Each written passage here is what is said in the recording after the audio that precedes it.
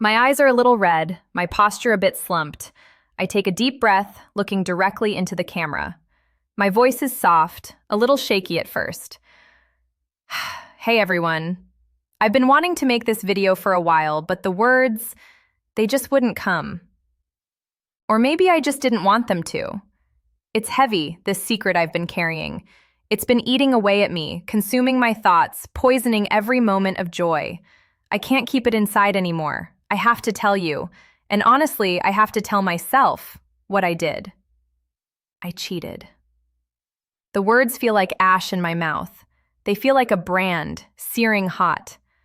I cheated on Mark, my boyfriend, the person I love, the person who trusts me completely, and I did it at a nightclub. Our relationship, it's good.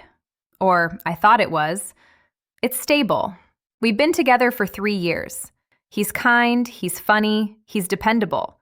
We talk about the future, about moving in together, even vague, distant plans for a family. There were no glaring issues, no huge fights. Maybe that was part of the problem. Maybe things had just flattened out, become comfortable, too comfortable. I felt seen, but maybe not electrified. Not anymore. And I hate myself for even thinking that, for using it as some kind of pathetic internal justification. It was a Saturday night a few weeks ago. Girls' night out. My best friends, Chloe and Sarah. We started at my place, pre-drinking, loud music, laughing a little too hard. The usual. I remember feeling a buzz even before we left the apartment. That lightheaded, carefree feeling that makes you think anything is possible and nothing really matters.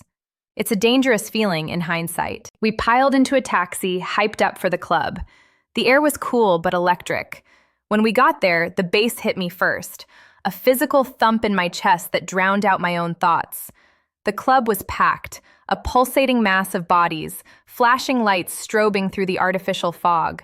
The smell of cheap perfume, sweat, and spilled drinks filled the air. It was exhilarating. It was exactly what I thought I needed, an escape from the quiet predictability of my week. We found a spot near the bar, ordering more drinks. Shots. Too many shots. I was dancing, swaying, laughing with Chloe and Sarah. My hair was flying, my skirt was twirling. I felt free, completely unburdened. Mark had texted earlier asking if I was having fun. I replied with a quick, cheerful, "Having a blast, love you, XX." A lie, even then. A partial lie, anyway. I loved him, but I was already entering a different mental space where he felt distant, a responsibility rather than a present partner. Then I saw him, across the dance floor. He was taller than most, with dark hair and eyes that seemed to catch the light even in the gloom. He was laughing with his friends, but his gaze kept flickering over to our group. And then, specifically, to me. There was something in his eyes, an intensity, an immediate recognition that made my stomach flip. It was that primal, animalistic draw. My heart started to beat a little faster, a tiny, rebellious flutter against my better judgment. My internal monologue started, faint at first, like a whisper over the booming music. "Don't. You have Mark. He's home. He trusts you." But the music was louder, the drinks were stronger, and the thrill was a potent drug. It was a sense of being desired by someone new, someone who didn't know my flaws, someone who saw me as nothing but a mystery to unravel. It was an instant validation, a sudden surge of adrenaline that I hadn't realized I was craving. He started to move closer, subtly at first, through the crowd. I pretended not to notice, laughing louder with my friends. But my eyes kept darting back to him. Our gazes locked again, and this time he smiled. A slow, confident smile that went straight through me. He gestured, a slight tilt of his head, inviting me to dance, to talk. My friends were deep in conversation with each other, shouting over the music. I hesitated for a split second, then something clicked. A defiance. A reckless urge. I just went. I muttered something to Chloe about needing a refill, and I walked towards him. The conversation was loud, fragmented, punctuated by laughter and the beat of the music. His name was Alex. He had a deep voice that rumbled against the club's bass. He complimented my dress, my smile, the way I danced. He made me feel electric, seen in a way that felt different, more immediate, more primal than how Mark saw me. Every word felt like a spark, every touch a jolt. He put his hand on my lower back, guiding me through a particularly dense part of the crowd. The heat of his palm through my dress felt forbidden, thrilling. My skin prickled. I knew this was wrong.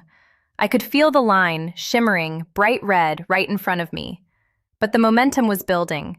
The drinks had obliterated my inhibitions, and the desire for this new, intense sensation was overwhelming. I didn't pull away. I leaned into it even. We ended up in a slightly quieter corner near the exit, where the music was still audible, but you could actually hear each other speak without screaming. The flirtation escalated. His hand moved from my back to my arm, then gently to my cheek. My heart was pounding, a wild drum against my ribs. I could smell his cologne, musky and intoxicating. He leaned in, his eyes searching mine, and I let him. I met him halfway. The kiss was intense, urgent. It tasted like alcohol and desire and a shocking sense of newness. It wasn't like kissing Mark. It wasn't soft and familiar and comforting.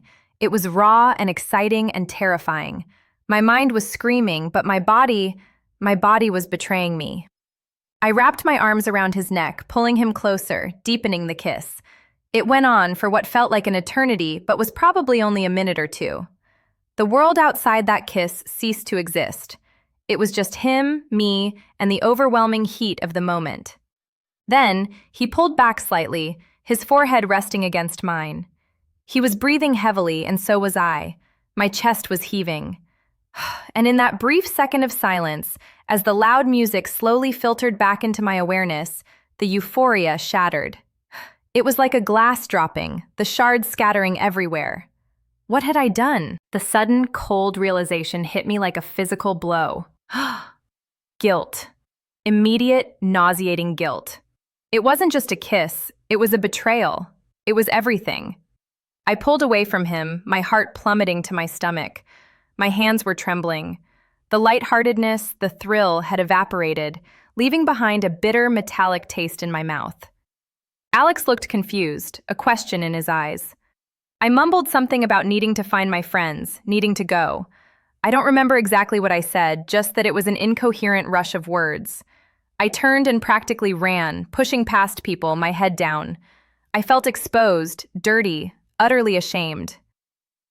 I found Chloe and Sarah still dancing. I plastered a fake smile on my face, tried to act normal. They asked where I'd been, and I mumbled about the bathroom, about getting lost. The music that had been so exhilarating now felt like a mocking, oppressive noise. Every flash of light seemed to highlight my hypocrisy. The taxi ride home was agony. I sat in silence, staring out the window, the club lights receding behind us. The alcohol was starting to wear off, leaving me with a heavy head and an even heavier heart. My phone buzzed. It was Mark. "Hope you got home safe. Missed you tonight. See you in the morning." That text broke me. I curled up in bed, fully clothed, the smell of the club clinging to my skin, the phantom taste of Alex on my lips. I couldn't sleep. Every time I closed my eyes, I saw his face, then Mark's. The contrast was unbearable. The morning after was worse. The hangover was crippling, but it was nothing compared to the emotional weight. Seeing Mark's toothbrush next to mine, his clothes hanging in the closet, his calm, loving presence. He made me coffee. He smiled at me, kissed my forehead, asked about my night. Every kind gesture was a fresh stab of guilt. My stomach churned. I couldn't meet his eye for more than a second. I felt like a stranger in my own skin, a fraud living a lie. I've spent every day since then living under the shadow of this secret. The thrill of that night, that momentary, selfish burst of excitement, it lasted mere minutes. The guilt, it's relentless. It's a constant ache in my chest. Crying. It steals my appetite, it makes me distant, it makes me question everything about myself. I look at Mark and I see his trust, his love, and it makes me hate myself even more for abusing it. I keep replaying the moment. Why did I do it? Was it the alcohol, the atmosphere, the feeling of being desired, a moment of weakness? All of it, probably. None of it is an excuse. I hurt someone I love deeply for a fleeting, meaningless moment of selfish pleasure. And now that pleasure feels like nothing but a burden. I don't know what's going to happen after this. I don't know if Mark will ever see this, or if I'll find the courage to tell him face to face. But I can't carry this alone anymore. It's a weight I can no longer bear. I needed to say it out loud. I needed to confess.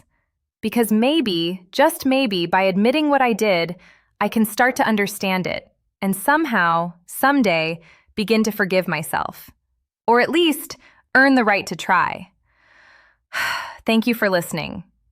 I visibly swallow, tears welling in my eyes, but I hold them back. My gaze remains steady, though filled with raw emotion. The video slowly fades to black.